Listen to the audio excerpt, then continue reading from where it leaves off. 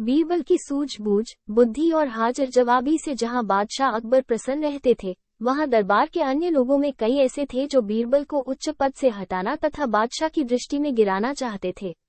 वे लोग ऐसे अफसर की ताक में रहते थे जब वे बादशाह के कान भर सके या किसी भी तरह बीरबल को नीचा दिखा सके। ऐसे अफसर अक्सर आते रहते थे। बीरबल की अनुपस्थिति में बादशाह के कान भरने वालों ने एक स्वर में कहा, हमारी समझ में आज तक यह नहीं आया है जहां पनाह की हम लोगों में क्या कमी है। बीरबल को इतना महत्व क्यों दिया जाता है? यहाँ तो उससे कहीं अधिक पढ़े लिखे लोग हैं। बादशाह अकबर मौन रहे, वे चुपचाप सुनते रहे। बादशाह को उपेक्षा के भाव से मुस्कुराते देखकर एक मौलाना बोले, जहांपनाह, उस आदमी से आपको इतना लगाव क्यों है? क्या वो हमसे ज्यादा विद्वान है? बहुत फर्क है उसमें और आप लोगों में। बादशाह ने कहा, जानने की इच्छा है हुजूर। फर्क जानना चाहते हो? बादशाह ने पूछा। हाँ हुजूर, फर्क पता चल जाएगा। इसी समय बीरबल के पास सूचना भेज दो कि वो 7 दिनों के लिए छुट्टी पर रहें, दरबार में न आए। तुम लोगों में जो सबसे चतुर हो वो बीरबल के स्थान पर कार्य करे। इस एक हफ्ते में फर्क का पता चल जाएगा। ऐसा ही किया गया। उन लोगों में जो सबसे अधिक चतुर था उसे बीरबल के स्थान पर नियुक्त कर दिया गया। बीरबल को हफ्ते भर के लिए छुट्टी दे दी गई। बादशाह इम्तिहान लेने का उचित अवसर और इम्तिहान का विषय तलाश करते रहे। एक सप्ताह खत्म होने को आया। 6वां दिन था। बादशाह ने दरबारियों को एकत्र कर उनके द्वारा चुने गए उस चतुर मौलाना से कहा, हमारे महल के पिछले हिस्से में कुतिया के बच्चों की सी आवाजें आती रहती हैं। देखकर आओ, क्या बात है? बहुत अच्छा हुजूर, कहकर मौलाना साहब चले गए। वे थोड़ी देर बाद लौटे तो बादशाह ने मुस्कुराकर पूछा, क्या देखा? कुतिया ने बच्चे दिए हैं हुजूर, वे ही कू कू करते रहते हैं। कितने बच्चे हैं? बादशाह ने पूछा। हुजूर, मैंने तो नहीं गिने। जाओ गिन कर आओ। बादशाह ने आज्ञा दी। मौलाना आज्ञा पाकर दोबारा गए और थोड़ी देर बाद लौट आए। आते ही बोले, जहांपनाह 5 बच्चे दिए हैं कुतिया ने। मैं स्वयं गिन कर आया हूँ।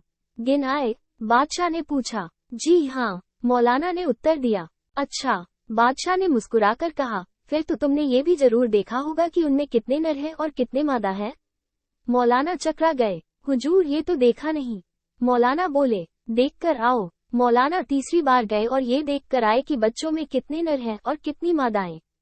आकर बोले, हुजूर, 2 नर हैं और 3 मादाएं हैं। अच्छा, जो नर हैं उनके रंग कैसे कैसे हैं? जी, मैंने दोनों नर बच्चों के रंग पूछे हैं। बादशाह ने कहा, जी, जहां तक याद है उनमें से एक तो काला है, एक शायद सफेद है। जरा मैं एक बार देख आता हूँ। और मौलाना चौथी बार गए।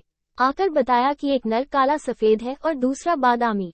मादाओं में से 2 काली और एक बादामी है। बैठ जाइए, बादशाह ने कहा। मौलाना बैठ गए। अब बीरबल को यहाँ बुलवाया जाए। बीरबल ने आते ही कहा, हुजूर, अभी तो 1 दिन और बाकी है, मैं परसों अपने आप ही आ जाता। जरूरी काम है, इसलिए बुलवाया है। बादशाह बोले, सेवा बताएं। बीरबल ने पूछा, हमारे महल के पिछले भाग में अजीब सी आवाजें आती है, जैसे कभी कुतिया भौंकने की, कभी कुतिया के बच्चों के कू कू करने की तो कभी गुर्राने की। देखकर आओ, माजरा क्या है, जरा जल्दी लौटना।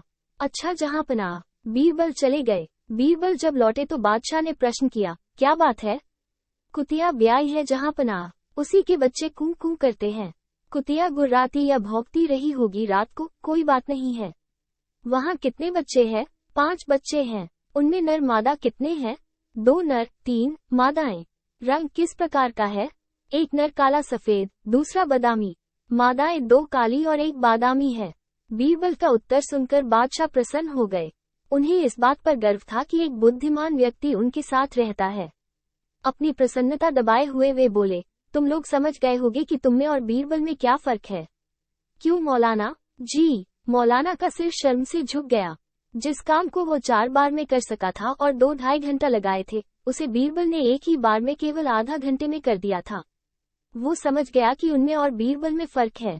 बीरबल ने जो मान पाया है वो अपनी योग्यता के बल पर पाया है। दोस्तों, अगर आपको कहानी पसंद आई हो तो वीडियो को लाइक कर लीजिए और चैनल को सब्सक्राइब करना ना भूलें ताकि आपको ऐसी ही और कहानी मिलती रहे।